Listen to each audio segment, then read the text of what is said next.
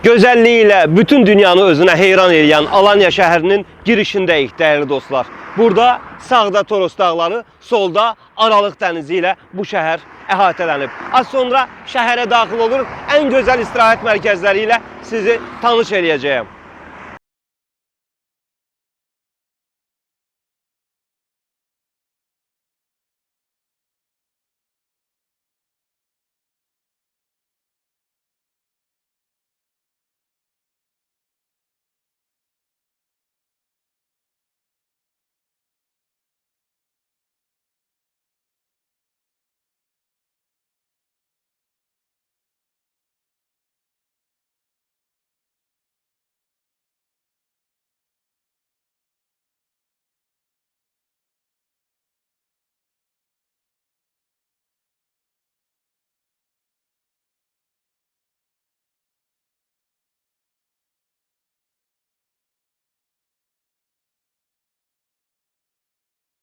Bəli dostlar, Alanya'da, Damlataş'ta dünyaca məşhur olan Kleopatra plajındayıq.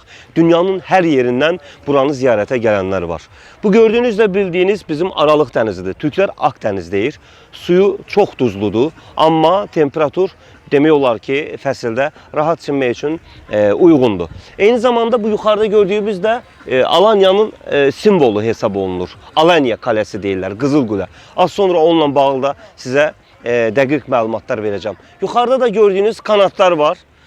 Yəni burada istirahət üçün hər şərait var. Sadəcə olaraq ömrümüzün bir hissəsini sərf eləyib buranı gəlib görmək lazımdır. Gəl.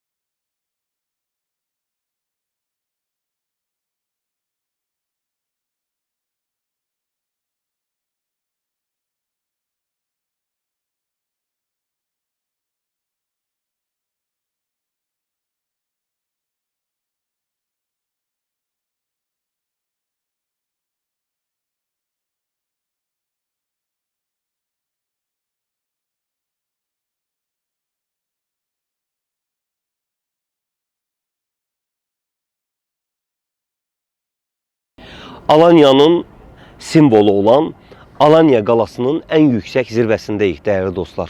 Buradan bütün şəhər görsənir. Yəni bütün şəhər ayaqlarının altındadır. Hətta görəmədiyimiz yerə qədər Alanya hesab olunur. Alanya qalası tarixi bilgiləri ilə zəngin bir qaladır. Bununla bağlı sizə ətraflı məlumat verəcəm.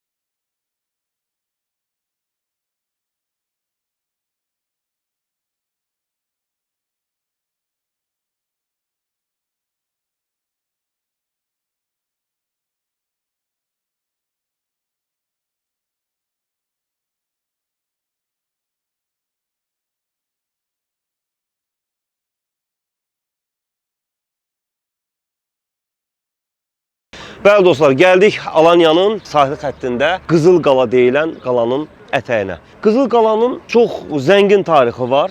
Daşları qızılı olduğu üçün o adı veriblər ona. Və bu arkada gördüyümüz də bildiyimiz tərsanə olub əvvəl. Tarixən gəmilər gəlib orada lövbər atırlarmış. Bu sahil xəttinin digər plyajlardan fərqi bilirsiniz nədir? Buraya gələn insanlar ən çox restoranlar var deyə burada həm yeməklərini yeyib istirahət edirlər, həm də dəniz mənzərəsi.